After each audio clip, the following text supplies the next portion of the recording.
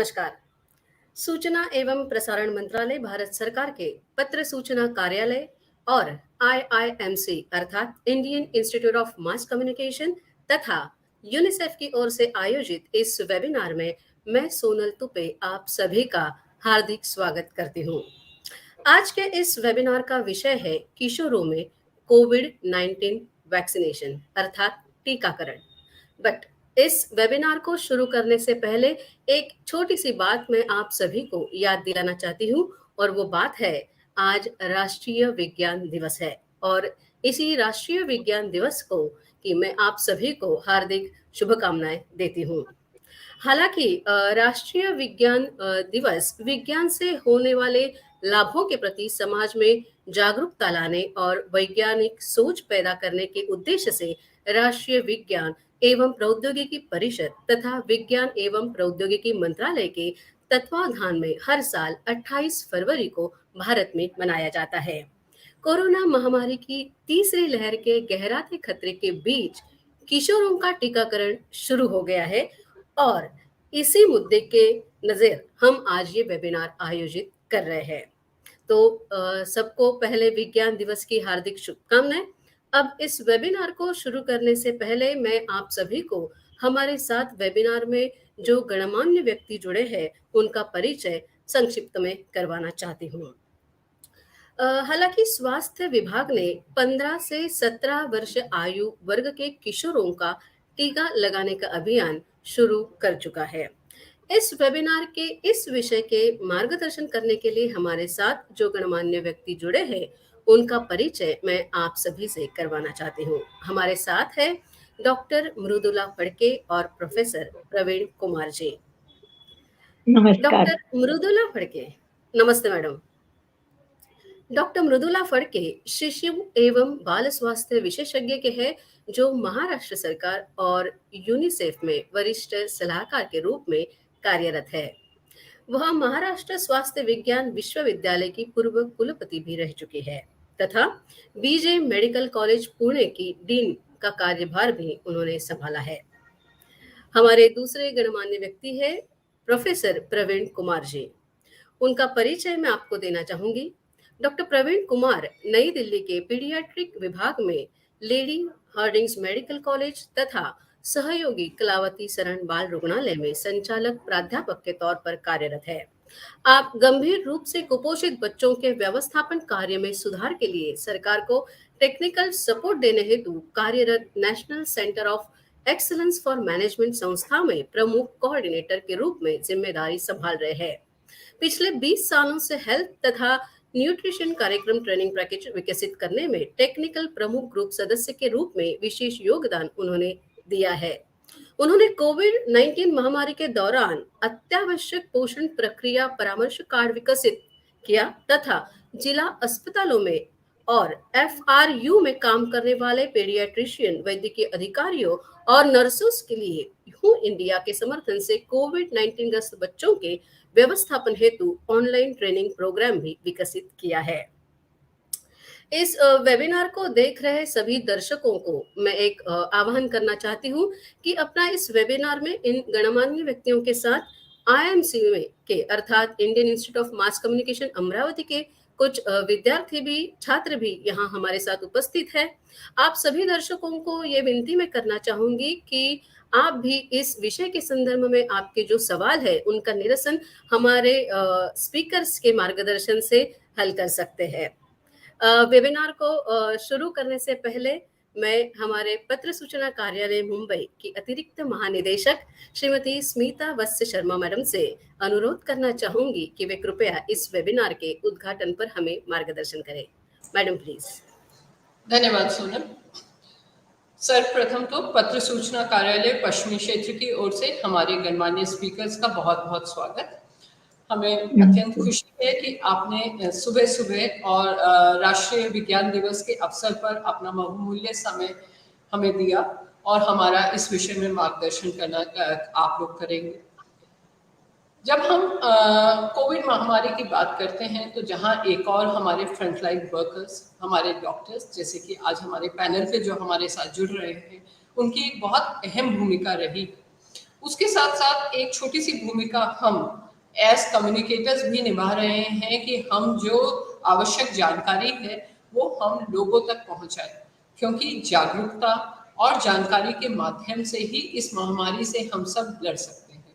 और आज इस महामारी का सामना करते करते हम एक ऐसी स्थिति पे पहुंच गए हैं, बहुत सशक्त स्थिति पे पहुंच गए हैं कि जब हम टीकाकरण के तीसरे दौर पर हैं और आज हम अपने किशोरों के टीकाकरण की मुहिम में जुड़े हुए हैं। इस मोड़ पर हमारी जो एक मीडिया कर्मियों की तरह जो एक भूमिका है वो यह हो जाती है कि इस टीकाकरण के दौर में यदि माता पिताओं के बारे को या हमारे बेनिफिशियरीज को कोई किसी प्रकार की जानकारी चाहिए या उनके मन में कोई संशय है तो उसका निवारण हम अपने प्रोफेशनल्स के माध्यम से कर सकें। और यही भूमिका हम पिछले 2 साल से निभा रहे हैं कि इस महामारी के साथ हमारी जो भारत सरकार की मुहिम रही है उसमें जो भी जानकारी हम हर प्रकार के मीडिया प्लेटफॉर्म्स के माध्यम से लोगों तक पहुंचा सके, वही हमारा योगदान रहा है। और हम अपने सभी स्टेक होल्डर्स, जिसमें सबसे पहले हमारे जो फ्रंटलाइन वर्कर्स हैं, हमारे डॉक्टर्स हैं, उनके हम अत्यंत आभारी हैं कि उनके मार्गदर्शन में हम हर मोड़ पर सही जानकारी लोगों तक पहुंचा सकें। आज हमारे इस वेबिनार में हमारे दूसरे पार्टनर्स हैं यूनिसेफ। यूनिसेफ के जो कम्युनिकेशन फॉर डेवलपमेंट का जो सेगमेंट है वो भी वही काम कर रहे हैं कि सही जानकारी और लोगों के मन में किसी प्रकार का कोई संशय हो, कोई मिस इन्फॉर्मेशन हो, उसको हम दूर कर सकें। हमारे साथ जैसे सोनल ने बताया आईआईएमसी के कुछ छात्र भी जुड़ रहे हैं। उनकी इस सारी जो मुहिम है उसमें एक दोहरी जिम्मेवारी है। एक तो एज इन्फॉर्म्ड सिटीजन्स आप अपने समाज में अपने आसपास के लोगों को आज के विशेषज्ञों से जो आपको जानकारी मिलती है उसको दूर से दूर तक पहुंचाने का प्रयास करें। दूसरे, एज भावी मीडिया प्रोफेशनल्स जब आप फील्ड में जाएंगे तो ये एक तरह से आपकी तैयारी है। जब आपके पास सही जानकारी हो और वो उसको आप किस तरह से सटीक माध्यम से लोगों तक पहुंचा सकें, उसमें आपको, जैसे आज हमारे पास डॉक्टर फटके और डॉक्टर प्रवीण कुमार हमारे साथ जुड़ रहे हैं, तो इस प्रकार के जो एक्सपर्ट्स हैं वो हम मीडिया कर्मियों को एक हमारी कलम को एक शक्ति प्रदान करते हैं, क्योंकि इनकी ओर से जो जानकारी हमें मिलती है उस सटीक जानकारी को हम आगे जनता तक पहुंचाने का माध्यम बन सकते हैं। तो आज जुड़ रहे विद्यार्थियों से मैं आग्रह करना चाहूंगी कि ऐसे जो गुणीजन हमारे साथ आज हमारे साथ हैं उनकी बात को ध्यान से सुने। आपके पास कोई संशय हो, कोई सवाल हो, उनसे पूछें, क्योंकि एक अच्छे पत्रकार, एक अच्छे मीडिया कर्मी का एक ये दायित्व हो जाता है कि जहाँ से आपको ज्ञान मिले, जब आपके सामने एक चुनौती का समय हो, उसको आगे तक पहुँचाएं। हम लोग एक माध्यम है जो कि इन लोगों की बात को आगे समाज में रख सकते हैं। हमारे द्वारा किए गए इन वेबिनार श्रृंखलाओं का यही एक उद्देश्य है कि आज डिजिटल टेक्नोलॉजी के माध्यम से हमारे हाथ में जो भी जिस प्रकार का जो भी हमारे को माध्यम मिल सकता है इस महामारी को जड़ से समाप्त करने का, उसको हम दूर से दूर डिसेमिनेट करें। तो आज नेशनल साइंस डे के अवसर पर मेरी आप सबसे यही उम्मीद है कि आज हमें इन लोगों से जो ज्ञान मिलेगा, इन लोगों से जो हमें जानकारी मिलेगी, हमारे इस टीकाकरण अभियान की जो पहुंच है उसको आगे बढ़ाने में वो काफ़ी सहायक साबित होगी। इन्हीं शब्दों के साथ मैं सोनल से आग्रह करना चाहूँगी कि इस वेबिनार को आगे बढ़ाएं। धन्यवाद। Thank you so much ma'am, आपका ये मार्गदर्शन हमारे लिए सही में बहुमूल्य है। Thank you ma'am. अब हम अपना है ये जो वेबिनार है उसके मुख्य जो पार्ट है उसमें आते हैं। सबसे पहले मैं डॉक्टर प्रवीण कुमार सर से एक पहला सवाल ये पूछना चाहूंगी कि सर जैसे ही कोविड 2 साल पहले शुरू हुआ था तो एक बहुत सी घबराहट लोगों के मन में आई थी वैक्सीन डेवलप करने में, और डेवलप होने के बाद जो एक हमें थोड़ी सी राहत मिली, तो वो राहत 1 साल के बाद आई। तो बच्चों का जब सवाल आया कि बच्चों के लिए क्या, तब हमारे इस देश ने, साइंटिस्ट ने उनके लिए भी ये शोध लगा कि ये वैक्सीन विकसित की है, और स्वास्थ्य विभाग ने 15 से 17 वर्ष के आयु के बच्चों के लिए, किशोरों के लिए ये वैक्सीन देना जनवरी से स्टार्ट किया है। तो उसी के चलते पहला सवाल मुझे ये पूछना है कि ये आयु तो ठीक है, मतलब जो कंडीशन है कि इन बच्चों वर्ग के आयु के लिए तो ये वैक्सीन ले सकते हैं, बट सही मात्रा में उसके अंदर कुछ कंडीशंस है क्या? कौन एग्जैक्टली पात्र है ये वैक्सीन लेने के लिए किशोरों में? Please sir. ओके। तो सोनल, आपने सही बताया कि सरकार द्वारा 3 जनवरी के बाद इस आयु वर्ग के लिए जो वैक्सीनेशन है उस समय अनाउंस की गई और उनको खोला गया। जैसा आपको पता है कि ये वैक्सीन डेवलप होने में थोड़ा टाइम लगा और जो वैक्सीन की मात्रा है वो लिमिटेड थी। तो जिस तरह जिनका संक्रमण और जिनमें खतरे की संभावना ज़्यादा थी उन्हें पहले दिया गया। तो जैसे ये हेल्थ वर्कर्स थे, फ्रंटलाइन वर्कर थे, या जो अधिक आयु वर्ग के लोग थे, या जिनमें कुछ सेकेंडरी डिजीजेस थे जैसे डायबिटीज है, हाइपरटेंशन है, कुछ अदर डिजीजेस हैं, उनको प्राथमिकता दी गई। और जिस तरह हम धीरे धीरे आगे बढ़े उस तरह अन्य आयु वर्ग के लोगों के लिए भी धीरे धीरे इसको खोला गया। तो अभी के समय 15 से 17 वर्ष के बच्चों के लिए ये खोला गया है। और इस ऐसी उम्मीद है, बीच में जो हमें जानकारी दी गई और बीच में जो अनाउंसमेंट हुआ है कि मार्च के बाद इस बात की भी संभावना है कि 12 वर्ष से ऊपर के बच्चों को भी ये टीका दी जाएगी। अब इनको प्राथमिकता जो इनमें किनकी प्राथमिकता है, हालांकि हर कोई ले सकता है, बट जिनमें कुछ सेकेंडरी डिजीजेज हैं, कुछ अन्य बीमारी है जिनमें खतरे की संभावना ज्यादा है, उन्हें तो लगाने की जरूरत ही है। और साथ साथ जो बाकी लोग भी हैं वो रजिस्टर करके और टीका लगवा सकते हैं। बट जिनमें ये हॉस्पिटलाइजेशन की संभावना ज्यादा होती है, कॉम्प्लिकेशन की संभावना ज्यादा होती है, उनको ऑलवेज प्राथमिकता दी गई है और धीरे धीरे इसको अन्य आयु वर्ग के लिए खोला गया है। धन्यवाद। सर, इसी से जुड़ा मेरा एक सवाल है कि 15 से 17 वर्ष आयु वर्ग के बच्चे, बट इनमें कुछ बच्चे ऐसे भी हैं जो कुछ बीमारी, जो बड़ी पैमाने पे जो बीमारी है उनसे पीड़ित है, तो उनके लिए कुछ विशेष सावधानी बरतनी जरूरी है? अगर आप कोविड के बारे में सोचे समझे तो ऐसा देखा गया है कि जो बच्चे हैं या एडोलेसेंट हैं उनमें हमने ज्यादा कॉम्प्लिकेशन एडल्ट के अगर कंपैरिजन में देखें तो कम देखा। बट ज्यादातर इनमें परेशानी किन बच्चों में हुई जिनमें कुछ सेकेंडरी डिजीजेस था। जैसे अगर मान लीजिए कि उनको मैलिग्नेंसी है, उनको कोई और खून बनने वाली कुछ ऐसी परेशानी है, डायबिटीज है, या कुछ अन्य तरह की परेशानी है, उनमें ये पाया गया कि उनमें कॉम्प्लिकेशंस ज्यादा देखी गई। जैसे ऑक्सीजन की जरूरत ज्यादा पड़ी, उनमें जो है मृत्यु का भी खतरा ज्यादा रहा। तो ये जो आयु वर्ग के बच्चे हैं इनमें जिनमें सेकेंडरी डिजीजेज हैं उनमें कॉम्प्लिकेशन होने का डर ज्यादा होता है। तो ऑलवेज इनको प्राथमिकता दी जाती है और हमें इस बात को इंश्योर करना है कि इन बच्चों को जल्द से जल्द टीका लगवाया जाए। धन्यवाद। Okay sir. अगला सवाल मेरा डॉक्टर मृदुला फड़के मैडम से है। Madam, what are the message the parents for your child vaccination confidence building? Confidence building इस विषय के संदर्भ में आप पेरेंट्स के लिए क्या मैसेज देना चाहती है? Yes, Sonal. We are now nearly at the end of the third wave of the COVID virus that we know. And we also know that we have been battling with this coronavirus disease for the last 2 years. We are aware also of the fact that this disease has produced havoc, not only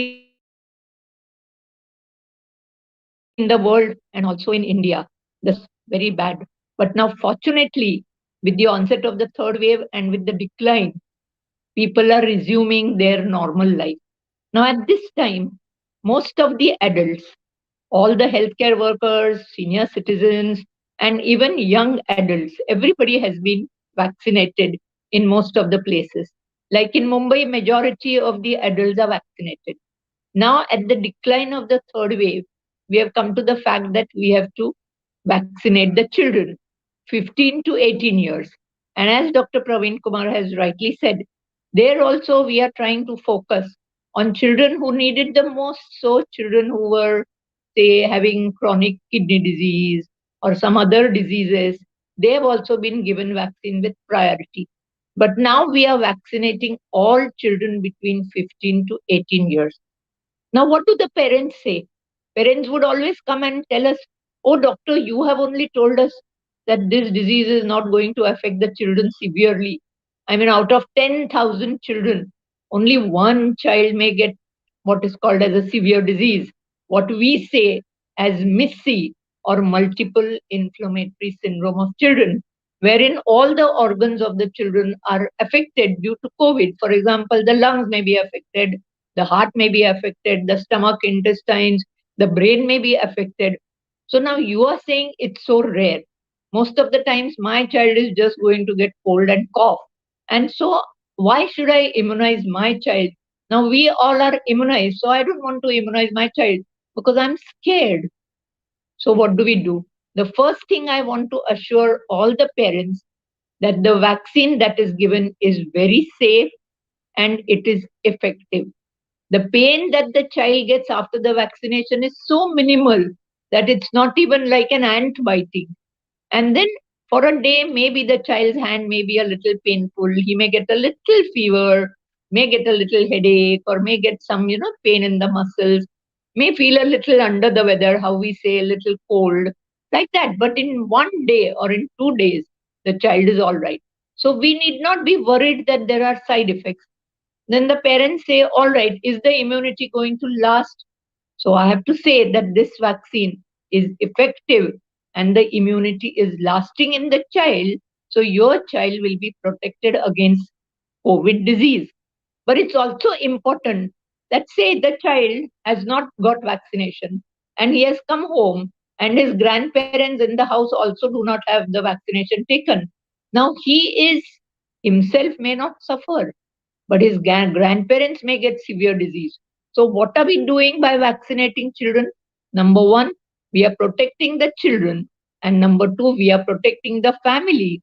And therefore, we are protecting the society. So, my advice to the parents is come forward very safely, take the vaccine, give the vaccine, and protect your child.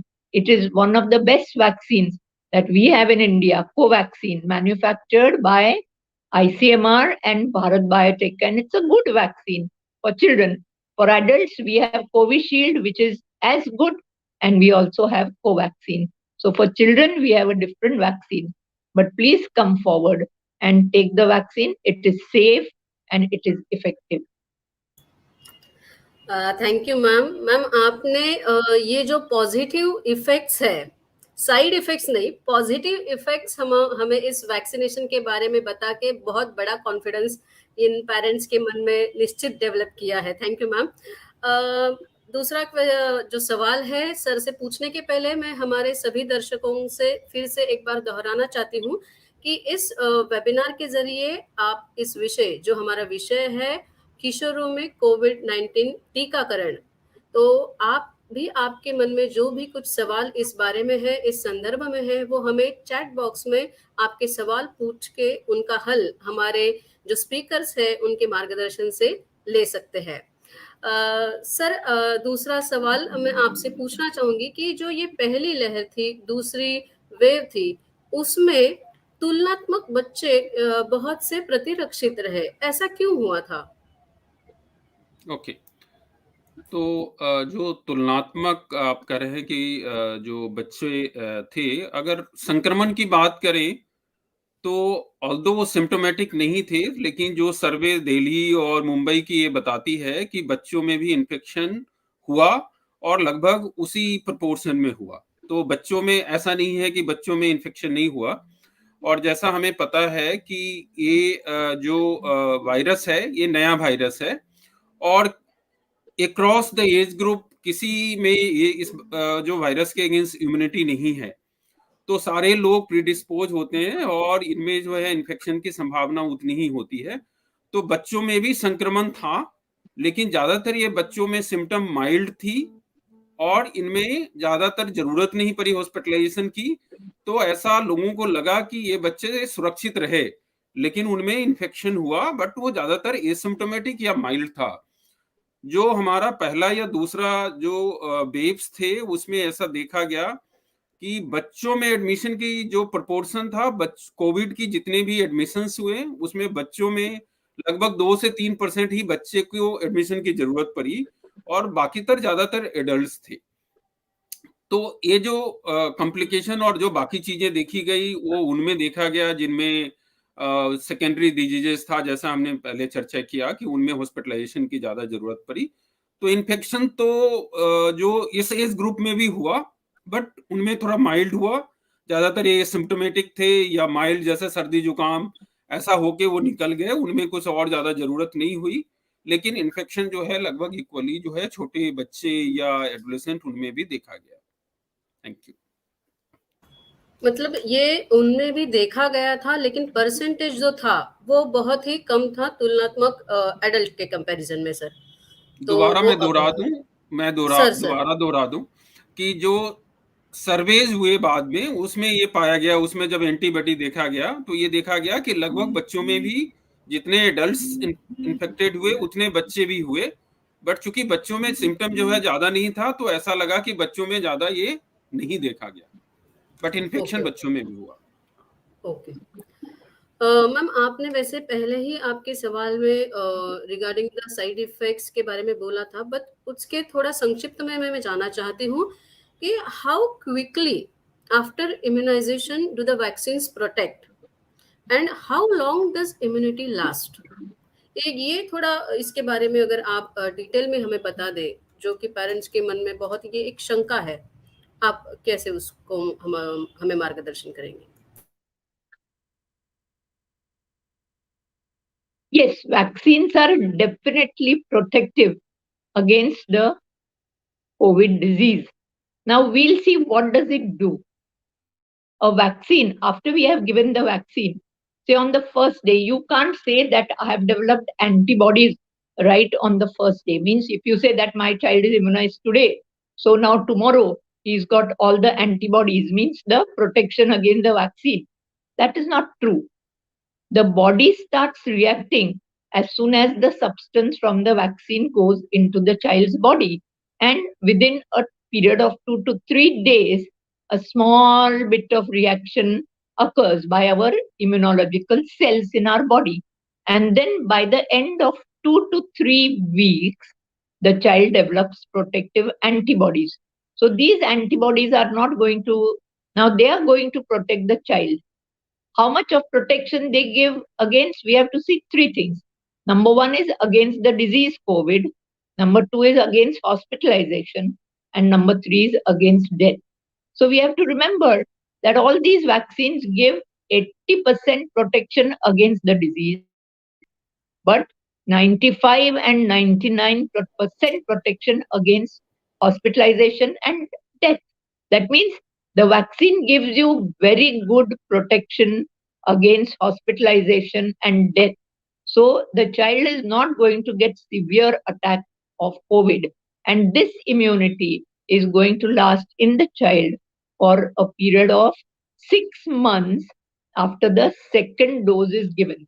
So after the first dose, 28 days afterwards, like in adults, we are going to give the second dose. And after the second dose, the immunity generally lasts for 6 months. Some studies have shown that the immunity has lasted from 18 to 13 months, but that we don't have to see just now. And we have not seen so much of time that has gone in children's vaccination. So we should be sure that for 6 months your child is going to get protected. And for adults, you know that most adults now are receiving precautionary dose, particularly the ones who are senior citizens and who are health workers.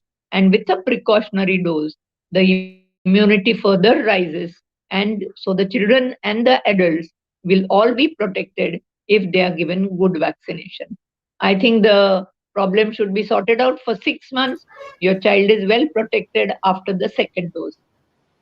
Ma'am, ये आपने बहुत बड़ी बात कही है। बहुत ही parents के लिए राहत की बात है कि वैक्सीनेशन के बाद अपना बच्चा मतलब उनमें इम्यूनिटी जो आ रही है, जो डेवलप हो रही है, 6 महीने तक वो हो सकती है और आपने जैसे कहा वो 18 से 30 महीने तक भी जा सकती है, बट उसके बारे में हम अभी इतना। Yes ma'am, do you want to add something ma'am please? 8 से 13 महीने तक. 8 Sorry 8 से about 13 it. महीने 8 तक। to 13 months. 8 to 13 months. Thank you very much ma'am for this information. It helps a lot of parents को, जो है ये है बहुत बड़े राहत की बात है और बहुत उनको ये एक जो हम कॉन्फिडेंस बिल्डिंग की बात पहले सवाल में कर रहे थे, तो इससे जो पेरेंट्स के मन में शंका है कि वैक्सीनेशन दे या ना दे, मेरा जो अगला सवाल है वो इसी के बारे में प्रवीण कुमार सर से है कि पेरेंट्स के मन में एक शंका है कि अभी तक बहुत, और हमारे इस वेबिनार का उद्देश्य भी ये है कि आगे आए पेरेंट्स और अपने बच्चों को कोविड वैक्सीनेशन लगवा दे।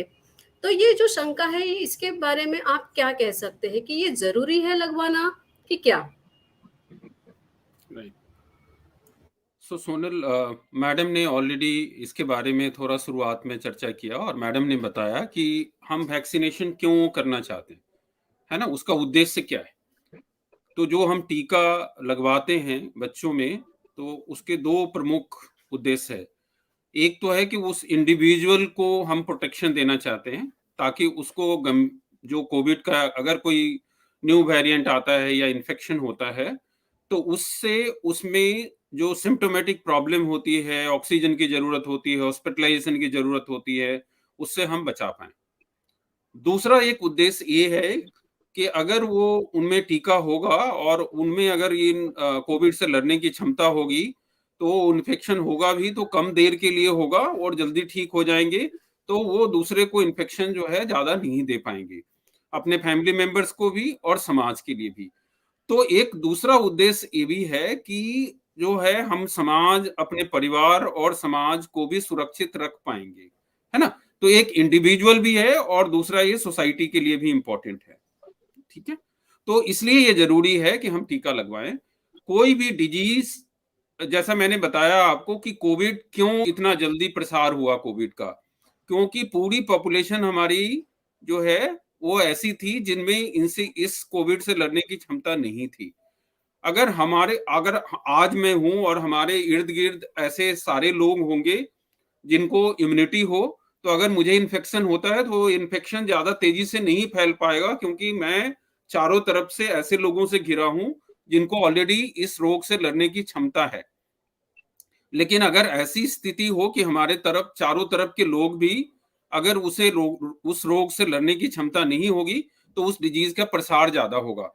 तो इसलिए ये जरूरी है कि ये टीकाकरण हमारे लिए जरूरी है। जितना ज्यादा पॉपुलेशन हमारी टीकाकरण हम कर पाएंगे, उतना ही ज्यादा हम इस डिजीज से लड़ पाएंगे, है ना। इसलिए ये जरूरी है कि हमें टीकाकरण कराना है। Thank you very much sir, आपने बहुत ही अच्छे तरीके से एक लाइन में हमें ये समझाया है, सभी पेरेंट्स को ये समझाया है कि ये टीकाकरण जरूरी क्यों है। हमें सिर्फ वैयक्तिक लेवल पे नहीं देखना है, तो पूरे समाज की तरफ देख के उनको सबको सुरक्षित रखना है और उसी कारण ये टीकाकरण करवाना बहुत जरूरी है। सर, उसको ही एक जोड़ के मेरा ये सवाल है कि ये टीके मतलब सभी बच्चे हैं या पेरेंट्स हैं, उनके मन में ये भी एक सवाल है डॉक्टर कि ये कितने सुरक्षित है और इनके जो दुष्परिणाम है, दुष्प्रभाव है, ये क्या हो सकते हैं सर? इसके बारे में डॉक्टर प्लीज आप हमें मार्गदर्शन करें। राइट। सोनल, ये अच्छा सवाल है और जैसा आपने बताया कि कई बार जो जितने भी पेरेंट्स हैं उनके मन में ये सवाल होता है। तो मैं ये बताना चाहता हूँ, जैसा आपने बताया है कि आज नेशनल साइंस डे है और ये साइंस का ही कमाल है कि इतने कम टाइम में ये वैक्सीन हमारे लिए उपलब्ध हो पाई।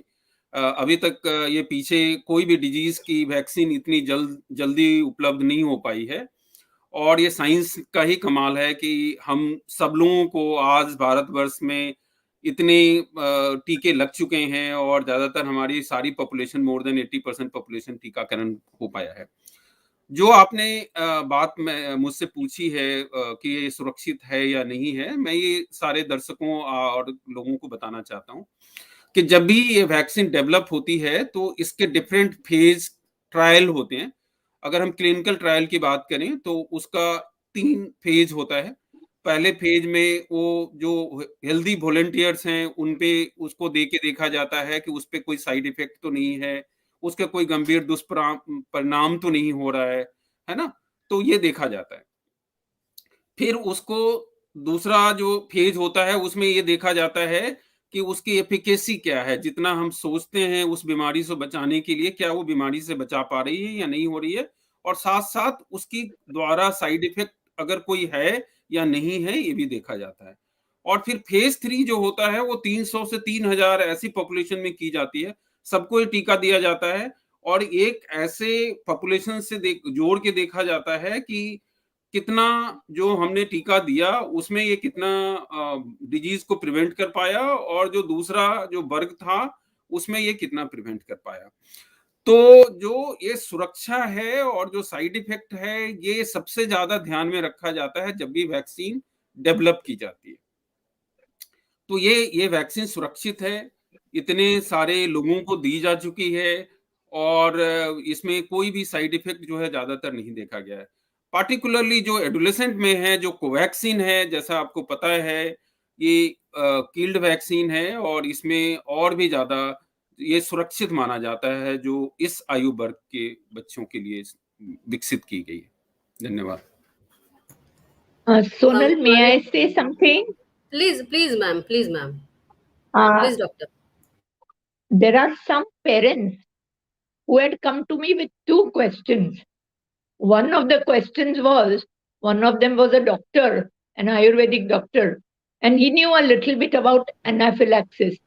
And he said that after giving vaccination, sometimes the child can develop very severe allergic reaction. So he was very worried. So we had to tell him that anaphylaxis is a very severe reaction that can occur to vaccines, to some medicines, and even to some foods.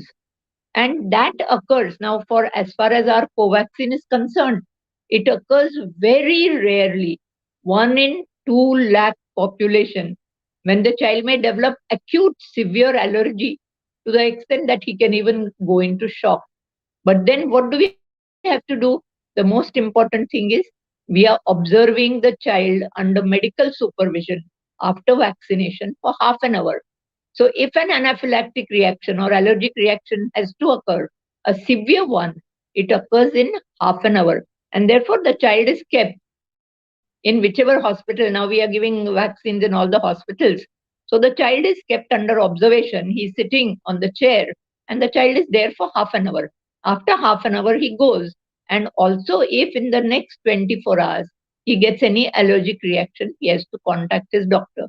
But this is extremely rare and practically unheard of.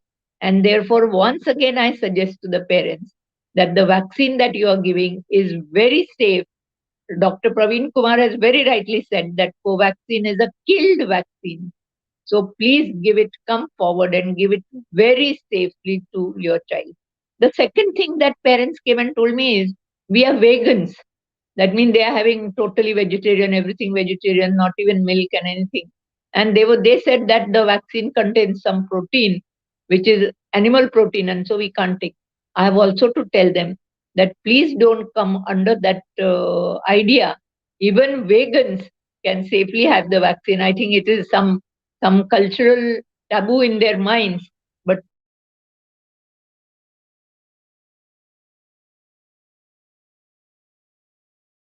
please come forward and take the vaccine. Thank you doctor. हमारे जो दर्शक हैं उनसे मैं ये दोहराना चाहती हूँ, जो हमारे दोनों स्पीकर्स हैं, डॉक्टर प्रवीण कुमार जी और डॉक्टर मृदुला फड़के मैम, उन दोनों ने ही ये वैक्सीन सुरक्षित है। और ये सुरक्षित क्यों है? क्योंकि उनके पीछे बहुत सारी मेहनत है, बहुत सारे हमारे सरकार की तरफ से, हमारे वैज्ञानिकों की तरफ से, साइंस विभाग की तरफ से बहुत सारे ट्रायल्स इसके ऊपर हो चुके हैं। तो घबराने वाली कोई बात नहीं है। यही जो हमारे डॉक्टर्स ने कहा है वो मैं एक बार दोहराना चाहती हूँ। डॉक्टर प्रवीण कुमार सर से मैं एक उससे ही जुड़ा जो सवाल है कि सर कि किशोरों में वैज्ञानिकों ने अलग-अलग परीक्षण करने की क्या ज़रूरत है? मतलब परीक्षण तो किया है, लेकिन इसकी ज़रूरत क्या थी? ये अगर हमारे दर्शकों को आप उसके ऊपर मार्गदर्शन करें तो ठीक रहेगा। राइट। तो जैसा आपने पूछा है कि क्यों किशोरों में ये क्यों देखा गया, तो जो कोवैक्सीन की ट्रायल थी, उसमें 3 एज वर्ग के जो बच्चे हैं उनको ली गई, जो बच्चों का जो था ट्रायल उसमें। एक तो वर्ग था 12 से 18 और दूसरा जो है 6 साल से 12 साल के बच्चे और फिर 2 साल से 12 साल के 2 साल से 6 साल के बच्चे, है ना? ये 3 एज ग्रुप में उन्होंने कुछ बच्चों को इनरोल किया, लगभग 120 बच्चे 130 बच्चे हर ग्रुप में, ताकि टोटल जो है उनको देखा गया। ये देखना इसलिए ज़रूरी होता है क्योंकि जो हमारे बच्चे हैं, हमारे एडोलेसेंट हैं, जो हमारे एडल्ट्स हैं, हो सकता है कि उस वैक्सीन का जो साइड इफ़ेक्ट हो, वो अलग-अलग एज ग्रुप में अलग हो। इसलिए ये देखा जाता है कोई भी वैक्सीन को तभी इस्तेमाल में जनरल पब्लिक के लिए की जाती है, जब ये ट्रायल होता है कि उसको सेफ पाया जाता है और उसको इफ़ेक्टिव पाया जाता है। इसलिए हर आयु वर्ग के बच्चों में पहले इसकी एफिकेसी, सेफ्टी पहले प्रूव की गई और उसके बाद ये डाटा सरकार को दी जाती है, जो हमारी अथॉरिटीज हैं, जो इसको एग्जामिन करती है, पूरा एक एक्सपर्ट ग्रुप है, वो पूरा डाटा को एक बार देखता है। अगर वो पूरे कन्विंस होते हैं, तभी उस वैक्सीन को नेशनल आम जो पब्लिक है, उसके लिए इस्तेमाल के लिए रिकमेंड की जाती है। तो जैसा आपको पता है कि अलग-अलग आयु वर्ग के लिए ये रिकमेंडेशन आती है, उससे पहले सरकार के द्वारा पूरी जाँच की जाती है कि ये ट्रायल के क्या बच्चे थे, कितने बच्चों में ये एफिकेसी पाया गया, कितने में इसकी साइड इफ़ेक्ट देखी गई और उसके बाद ही इसको इस्तेमाल में ली जाती है। तो इसीलिए जो भी एडोलेसेंट या बच्चों में वैक्सीन रिकमेंड की गई है, उनका पहले इनमें ट्रायल होता है। पहले इन बच्चों में, एडोलेसेंट में इसकी एफिकेसी देखी जाती है, फिर इसके साइड इफ़ेक्ट देखे जाते हैं और उसके बाद ही वो रिकमेंड की जाती है उसको, इस आयु वर्ग के बच्चों के लिए। ओवर।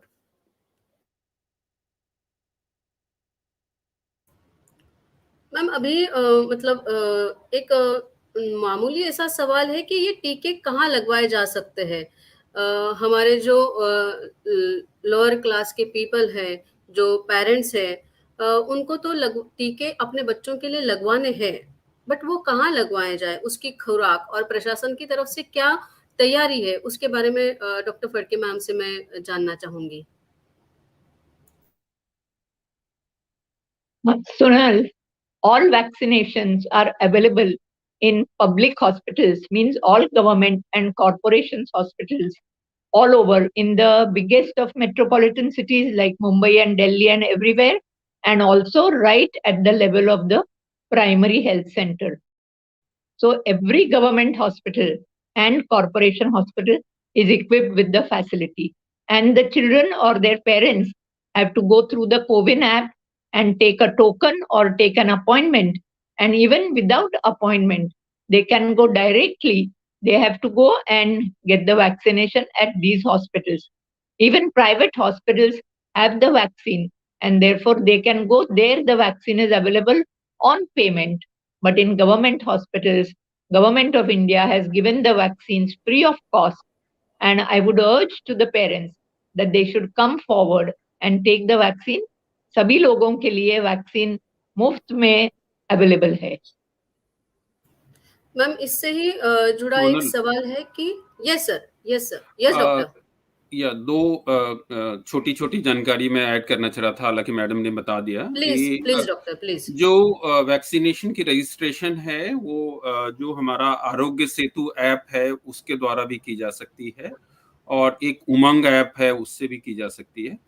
और कई बार ये प्रश्न होता है कि चूँकि हमें मोबाइल नंबर डालना होता है, ओटीपी, आप ये ऐसी जानकारी के लिए मैं बता रहा हूँ कि कई बार आपने पूछा कि कुछ लोग ऐसे भी होते हैं जिनके पास मोबाइल नहीं हो, तो चाहे तो वो जाके वॉकिंग करा सकते हैं या सरकार ने इस बात की भी परमिशन रखी है कि एक मोबाइल से 4 लोगों का भी रजिस्ट्रेशन हो सकता है एक मोबाइल नंबर से। तो ये 2-3 जो छोटी-छोटी जानकारी थी मैं जोड़ना चाह रहा था। ओवर। मतलब जैसे एडल्ट्स वैक्सीनेशन के टाइम में हम एक मोबाइल नंबर पे 4 लोगों के लिए रजिस्ट्रेशन कर सकते थे, उसी तरह ये वर्ग, ये आयु बच्चों के लिए जो है वो इसी तरह से सेम है। तो दर्शकों से मैं ये कहना चाहूंगी कि आप 4 लोगों का रजिस्ट्रेशन एक मोबाइल के थ्रू कर सकते हैं।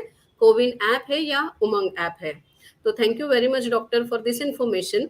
अगला सवाल मेरा रिगार्डिंग बूस्टर डोज है। डॉक्टर प्रवीण कुमार सर से मैं उस बारे में कुछ थोड़ा जानना चाहूंगी कि बूस्टर डोज 12 साल की आयु के बच्चों के लिए एक बूस्टर डोज है, उसके बारे में थोड़ा सा हम पढ़ चुके हैं कि शंका लोगों के मन में है, तो उसका निरसन आप कैसे करेंगे सर? तो सोनल, जो बूस्टर डोज है वो अभी सिर्फ फ्रंटलाइन वर्कर और जो अधिक आयु वर्ग के लोग हैं उनके लिए ही रिकमेंडेड है। और जैसा मैडम ने ऑलरेडी बताया है आपको, क्योंकि वैक्सीन अभी अभी स्टार्ट हुई है, ये 12 साल से 18 है ना, और इसका जो प्रोटेक्शन है वो अगले 6 महीने, 8 महीने से 13 महीने जैसे मैडम ने बताया है वो ऑलरेडी देखी जाती है। और आप ये भी देखते हैं कि पहले तो अभी आप इस आयु वर्ग के बच्चों की वैक्सीनेशन ही कर रहे हैं, तो बूस्टर की आवश्यकता तो तब होगी जब इनका प्रभाव कम होने लगेगा। तो अभी तो इस आयु वर्ग में बूस्टर की आवश्यकता ही नहीं है। पहले तो उनकी प्राइमरी वैक्सीनेशन जो है हमारा 2 डोज, या जो आने वाले एक वैक्सीन है जिसमें 3 डोज दी जानी है, पहले तो हमें वैक्सीनेशन कंप्लीट करना है। उसके बाद ही कोई भी जो बूस्टर की आवश्यकता तो बाद में देखी जाएगी। तो इस आयु वर्ग में तो अभी बूस्टर की जरूरत नहीं है, क्योंकि वैक्सीनेशन जस्ट स्टार्ट ही हुआ है। Thank you sir. Doctor Mridula Phadke ma'am से मैं कहना चाहती हूँ कि एक कंसेंट फ्रॉम द पेरेंट्स और guardian is it necessary for this vaccination ma'am? Actually, Government of India guidelines have definitely said that at 15 to 18 years of age, the consent of the adolescent child is not required.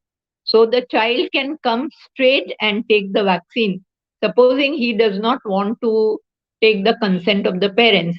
But most of the times, our experience is that the parents come forward along with their child. So obviously, the child is walking in the clinic with the parents. That means he is doing it with the parental consent.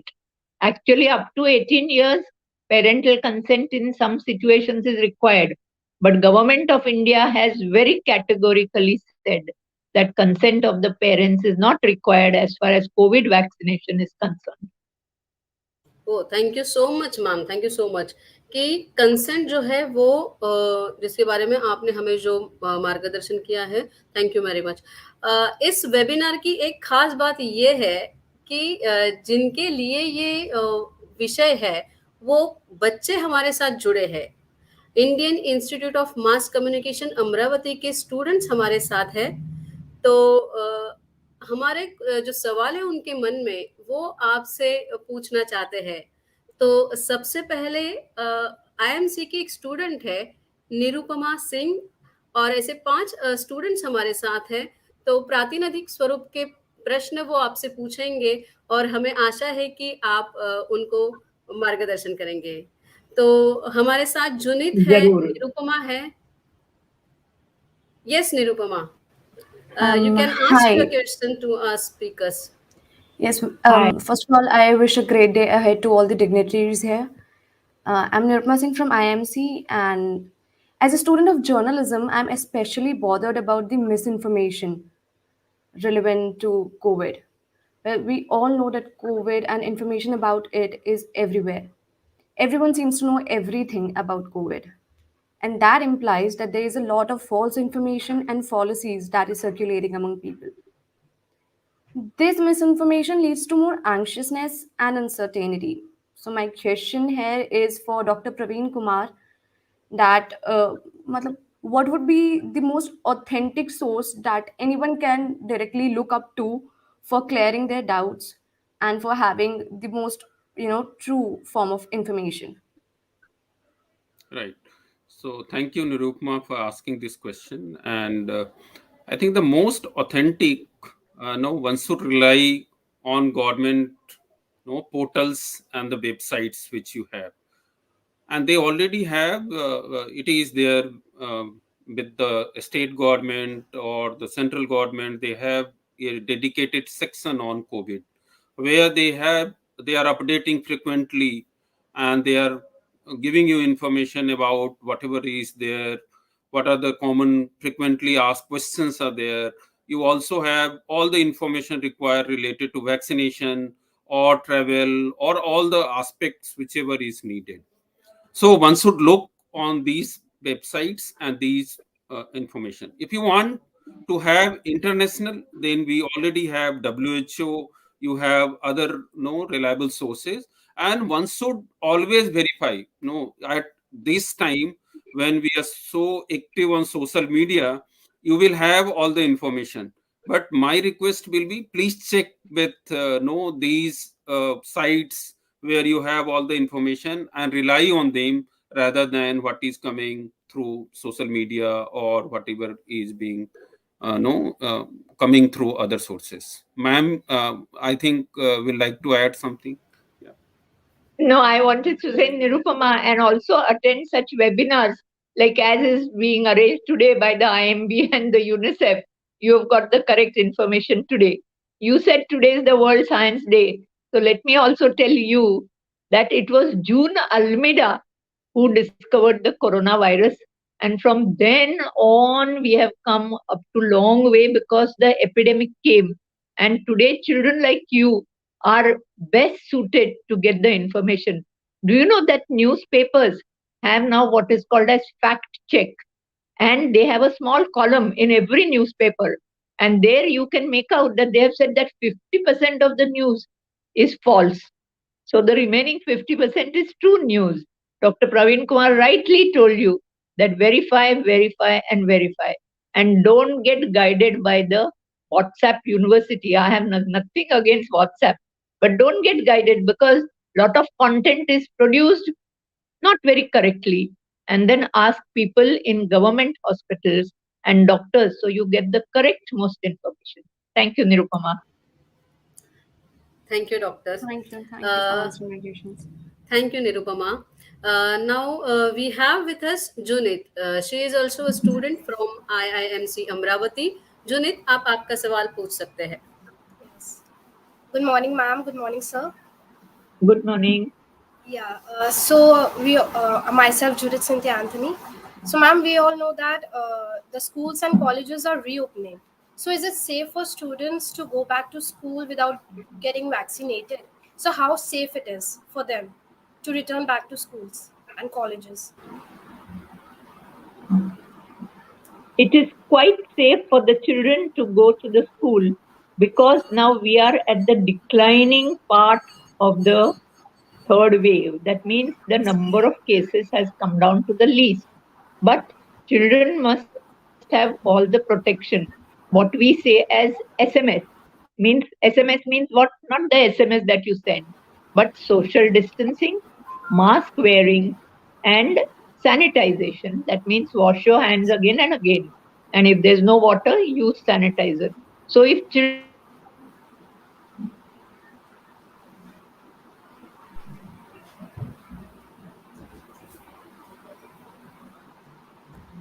Ma'am, doctor, can you please repeat it? Yes, what I have said is children can safely go to school even if they are not vaccinated. Supposing the child is 14 years.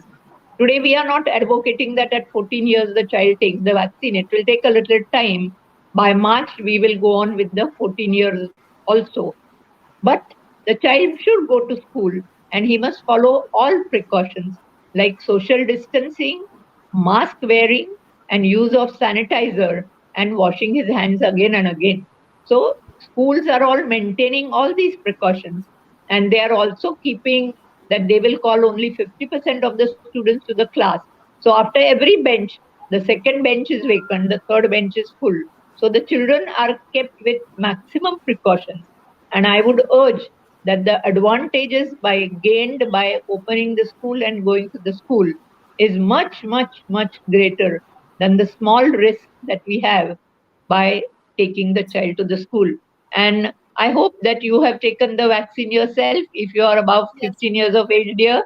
Yes. Yes, ma'am. So you can safely go to your university. Yes, ma'am. मतलब ये जो Thank you, ma'am. सूत्र है, thank you जुदित, ये एक सूत्र हमें follow करना है, एक इक्वेशन हमें हमारे जीवन में कायम रखना है, वैक्सीनेशन करना है, मास्क लगाना है, हाथ अच्छे से धोने हैं और सोशल डिस्टेंसिंग को फॉलो करना है, कोविड प्रोटोकॉल हमें सब फॉलो करना है, तो ही इस महामारी को हम अच्छी तरह से उसको फाइट कर सकते हैं, उसके अगेंस्ट लड़ सकते हैं। हमारे साथ आईएमसी के और एक स्टूडेंट्स जुड़े हैं, Siddharth Shukla. Yes Siddharth, you can ask your question please.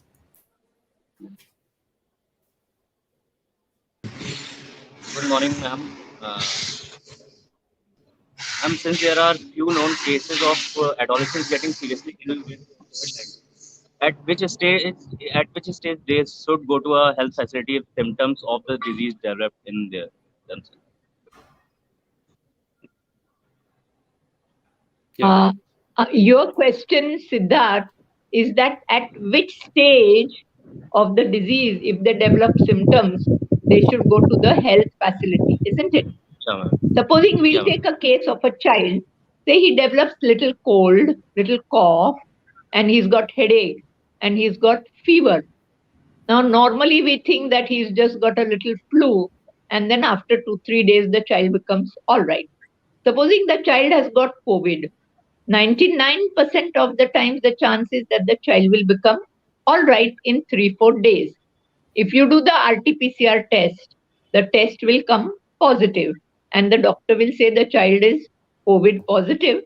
The child should remain at home and the child should isolate himself. So that is what is done.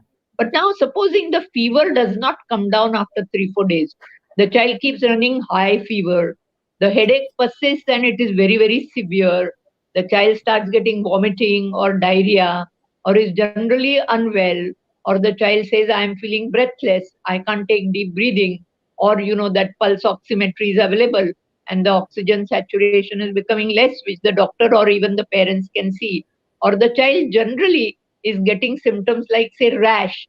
The child might get rash over his body, or in his throat inside he may get rash. So any of these symptoms, or his urine output may become less, or he may get severe pain in abdomen. So any such untoward symptom, the child must immediately go to the health facility. The decision to admit in the hospital is taken by the doctor and not by the parents. So the child must go if he develops any of these untoward symptoms. He should go to the doctor. Fever not coming down, child developing new symptoms, headache, or is feeling drowsy, sleeping all the time, breathlessness, maybe pain in the abdomen, diarrhea, vomiting, and rash. If any of these things appear, the child must be taken to the hospital. Okay. Sonal, I just wanted to Sir, add one doctor. point. Please, Right. doctor. So, going to hospital may be because of two things. The पहला ये है कि अगर उनको कोई भी Covid के symptom दिख रहे हैं तो उन्हें टेस्ट के लिए जरूर जाना चाहिए, और वो तो इमीडिएटली जाना चाहिए, है ना। और दूसरा है कि किन स्थिति में उन्हें हॉस्पिटल की जरूरत पड़ सकती है, वो एक दूसरा प्रश्न है। बट जैसा हम लोगों ने बात किया है कि जब भी कोई कोविड का सिम्टम है तो ये जरूरी होता है कि उन्हें दूसरे लोगों को भी इन्फेक्शन नहीं दें, इसके लिए जरूरी एहतियात बरतनी होती है। तो इसलिए ये जरूरी है कि वो टेस्ट करें, अपने आप को आइसोलेट रखें उतने समय तक जितने की हमारी गवर्नमेंट की रिकमेंडेशन है। तो ये दो पहलू हैं इसके। एक तो पहला कि कंफर्म करने के लिए, और दूसरा है कि किस स्थिति में हॉस्पिटल में जाके एडमिट होने की जरूरत है। दोनों अलग अलग चीजें हैं जो मैं थोड़ा क्लियर करना चाह रहा था। Thank you. Thank you sir, thank you doctor Praveen Kumar ji, and thank you doctor madam. अभी हमारे साथ चैट बॉक्स के थ्रू ये यूट्यूब पे जो हमारा लाइव वेबिनार चल रहा है, तो कुछ लोगों ने चैट बॉक्स के थ्रू हमें सवाल पूछे हैं, तो वो मैं आपसे शेयर करना चाहूंगी। आप दोनों डॉक्टर से मैं आग्रह करूंगी कि आप इसके ऊपर आपकी टिप्पणी दें। पहला सवाल ये है कि बहुत सारे लोगों को ऐसा लग रहा है कि कोरोना जल्दी ही खत्म हो जाएगा। ऐसे में कुछ लोग ऐसा भी मान रहे हैं कि उन्हें टीके की जरूरत नहीं है। ऐसे में आप क्या कहेंगे डॉक्टर प्रवीण कुमार सर? अ, ये सोचना शायद थोड़ा जल्दी है अभी। हालाँकि हम सब लोग चाहते हैं कि इस महामारी से जितना जल्दी हम लोगों को मुक्ति मिल सके उतना अच्छा है। लेकिन जैसा आपको पता है कि ये जो कोरोना वायरस है, इसमें म्यूटेशन करने की कैपेसिटी है। ये अलग तरह का एक यूनिक वायरस है, जिसमें बार-बार म्यूटेशंस होता है और ये म्यूटेशन करके ये वायरस जो भी आपने इम्यूनिटी आपके अंदर है, उसको कोशिश करता है कि उसको बाईपास करे। तो इस बात की संभावना होती है जब और इसके लिए बीच-बीच में हमारा जो डिफरेंट ऑर्गेनाइजेशन है, वो चेक करती रहती है कि कोई नया म्यूटेशन तो नहीं आ रहा है। तो ये सोचना थोड़ा ज़्यादा जल्दी है और मेरा ये सलाह होगा जो जिन्होंने भी ये प्रश्न पूछा है कि अभी इस बात की संभावना व्यक्त की जा रही है, डब्ल्यूएचओ ने ऐसा बताया है और बाकी जो एक्सपर्ट्स हैं उन्होंने भी अपनी ये राय रखी है कि अभी भी कोरोना का जो रिस्क है वो खत्म नहीं हुआ है और हम सभी लोगों को जो भी ज़रूरी जो इसके उपाय हैं, जो इससे बचने के वो जारी रखना है और वैक्सीनेशन लगवाना है। बीच-बीच में सरकार की जिस तरह भी जो रिकमेंडेशन आता है उसके अनुसार हमें इससे बचाव के उपाय करने हैं। Thank you. Thank you doctor. Doctor Phadke ma'am से भी मैं रिक्वेस्ट करूँगी कि इसके ऊपर आपकी कुछ टिप्पणी है तो ज़रूर दें। Yeah, I also have similar thing to say. You know, the pandemic, as we are saying, is now going down. It is nearly ending, but probably we are entering into endemic phase. What do we mean by endemic phase? The virus has not gone. The virus is there and it's there in the community at a lower level. But if people don't take vaccine, adults don't take vaccine, children don't take vaccine, then what happens? The virus gets people who are not protected, who don't have immunity, and the virus will go and attack that child, or virus will go and attack that adult. And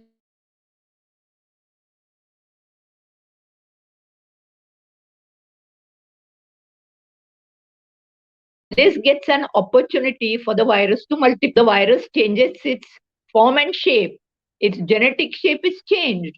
And so it escapes the immune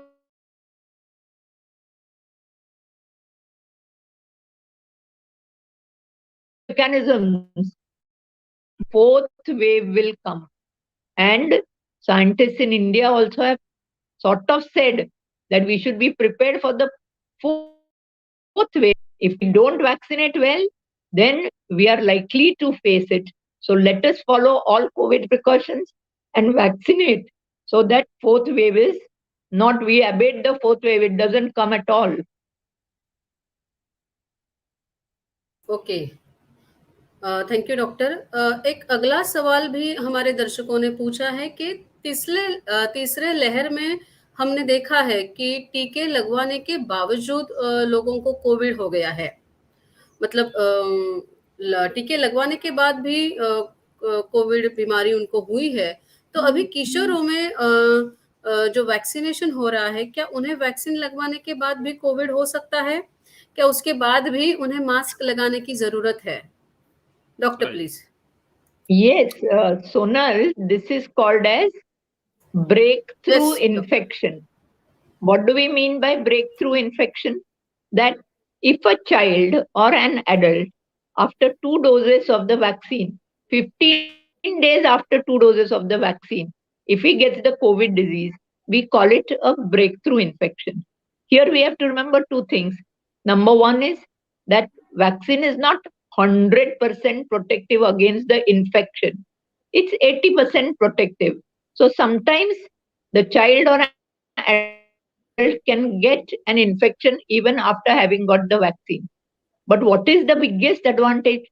That it prevents or it minimizes hospitalization and death. So even if he gets the COVID disease after vaccination, the disease is going to be mild. The child or adult will recover in 4-5 days, and he will not be required to go to the hospital, and the chances of death are practically negligible. So that's why even if you get a breakthrough infection, what we say is disease after vaccination. It's not because of the vaccine that you got the disease, but you got a breakthrough infection 15 days after having taken the vaccine. If the disease occurs within 15 days, that means the child got the virus and he got infected. Okay. Doctor Praveen Kumar sir, आप भी इस बारे में कुछ कहना चाहेंगे कि टीका ही लगवाने के बाद भी कोविड हो रहा है, तो किशोरों के बारे में क्या संदर्भ में आप बताना चाहेंगे? नहीं, मैं एक ही चीज़ जोड़ना चाहता हूँ, मैडम ने ऑलरेडी बता दिया कि एक तो है कि ये वैक्सीन, कोई भी जो वैक्सीन हम लगवाते हैं 100% जो है प्रोटेक्टिव नहीं होता, और वैक्सीन लगाने के 2 पर्पस हैं, और दूसरा पर्पस मैडम ने ऑलरेडी हाइलाइट किया है कि डिजीज़ की सीवियरिटी कम होती है, हॉस्पिटलाइज़ेशन की ज़रूरत नहीं होती, ऑक्सीजन की ज़रूरत कम पड़ती है, और मृत्यु की संभावना नगण्य के बराबर होती है। तो एक तो ये है। दूसरा जो सवाल का पहलू था जिसमें आपने ये पूछा था कि क्या वैक्सीन लगवाने के बाद भी उनको मास्क लगाने की ज़रूरत है? हाँ, उनको लगाने की ज़रूरत है, जब तक इस बात की संभावना है कि ये ट्रांसमिशन चल रहा है, बिकॉज़ ये वायरस बीच-बीच में म्यूटेट करता है, और इस बात की संभावना होती है कि वैक्सिनेशन के बाद भी इन्फेक्शन हो सकता है, बट जो लोग वैक्सिनेटेड होते हैं उनमें डिजीज़ सीवियरिटी कम होती है। तो जो भी मास्क लगाने का है, हैंड सैनिटाइजेशन है, जो बाकी के दूरी बनाए रखने का है, वो तो हमें जारी रखना है तब तक जब तक इस वायरस का ट्रांसमिशन होता है। तो मैं ये बताना चाह रहा था कि अभी हमें कंटिन्यू करना है। जहाँ भी आप ऐसे लोगों के साथ मिल रहे हैं जिनकी जो है आपको स्टेटस नहीं पता है, उसमें आपको पता नहीं है इन्फेक्शन है या नहीं है, तो आप इन्फेक्टेड हो सकते हैं। इसलिए सर, ज़रूरी है कि मास्क जारी रखें। Yes doctor. डॉक्टर, जैसे आपने इस खबरदारी जैसे हम ले सकते हैं उसका कंटिन्यू वो दोहराना है, हमें वो कंटिन्यू रखना है। उसी तरह से एक सवाल ऐसा है कि क्या हमें टीके भी लगवाना कंटिन्यू करना है क्या? मतलब प्रश्न ये आया है कि ऐसा भी कहा जा रहा है कि भविष्य में हमें हर साल कोविड के टीके लेने होंगे। क्या ये सही है? सोनल, ये थोड़ा जल्दी है अभी ये बताने का कि हर साल कितनी ज़रूरत होगी। बट जैसा हमने ये डिस्कस किया पहले भी कि जो एक बार ये वायरस आता है, जब हम वैक्सीन लगवाते हैं, तो यूजुअली इम्यूनिटी हमारे लिए कुछ टाइम पीरियड के लिए होती है ना? उसके बाद इसकी संभावना कम हो जाती है। तो वैक्सीनेशन लगवाने की ज़रूरत इस बात पे भी डिपेंड करेगा कि इसका प्रसार कितना ज़्यादा हो रहा है। ये वायरस जो है अभी भी सर्कुलेशन में है, नहीं है, उन बातों पे निर्भर करेगा। तो ये हमारी जो सरकार है, हमारे जो एक्सपर्ट ग्रुप के लोग हैं, वो बीच-बीच में एग्ज़ामिन करते हैं, और जैसी ज़रूरत होती है उस तरह की हमें डायरेक्शंस दिए जाते हैं। तो हमें उसके अनुसार चलना है। Thank you. Doctor Phadke ma'am, आप इस बारे में कुछ कहना चाहेंगे कि टीके मतलब Yeah. Doctor Praveen Kumar? Yes ma'am. I also think on similar lines that it's a bit too early to comment on it. But 2 points that we can say. The first point is, flu vaccine. Apna jo flu vaccine hai, which is given to old age people and also to children. Now that flu vaccine, because the flu virus mutates every year, so we make the vaccine to suit that particular virus. So every year, people are advised to take flu vaccine. That way, maybe we will be required to take the vaccine, but it is too early to say that. And second thing, which I want to tell, there is one scientist called as Dr. Plotkin. He is a scientist who developed the rubella vaccine, the German measles vaccine. He has said, and scientists are trying world over to make what is called as pan-coronavirus vaccine. That means virus kitna bhi mutate ho, it may mutate 100 times, but you'll have a vaccine which will cover all the coronaviruses. So one demon or 100 demons, the vaccine is going to kill them all. And we will do this till we win. And we will win. Seriously. Thank you to Dr. Praveen Kumar sir. Thank you to Dr. Mrudula Phadke ma'am. हम इस webinar के जरिए जो उद्देश्य हमारा है वो उसके सही जवाब दे के हमारे दर्शकों को, हमें सबको एक अच्छा मार्गदर्शन किया है। टीके सुरक्षित है, कोविड प्रोटोकॉल फॉलो करना है, और इस माध्यम से हमने जो ये जन जागृति की है उसके लिए आप सभी को धन्यवाद है। हम अभी अपने अगले जो सेक्शन है उसमें जा रहे हैं वोट ऑफ थैंक्स की तरफ।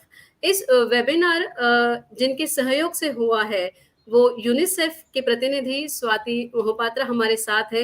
मैं उनसे आग्रह करती हूँ कि कृपया आभार प्रदर्शन करें।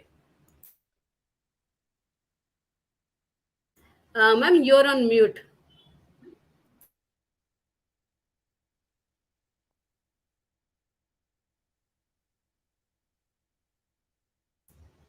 Yes ma'am.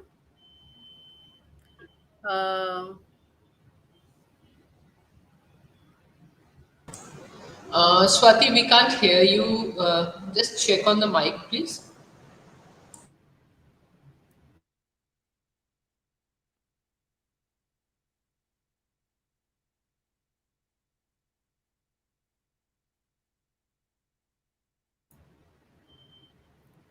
No, we can't hear you, ma'am.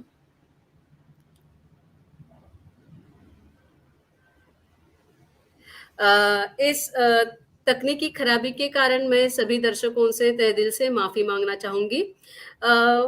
इस आभार प्रदर्शन में मैं शुरुआत में केंद्र सरकार, भारत सरकार का माहिती और सूचना एवं प्रसारण मंत्रालय की मैं उन्हें धन्यवाद देना चाहूँगी कि उनके मार्गदर्शन से हम इस वेबिनार के अनेक श्रृंखला कर चुके हैं।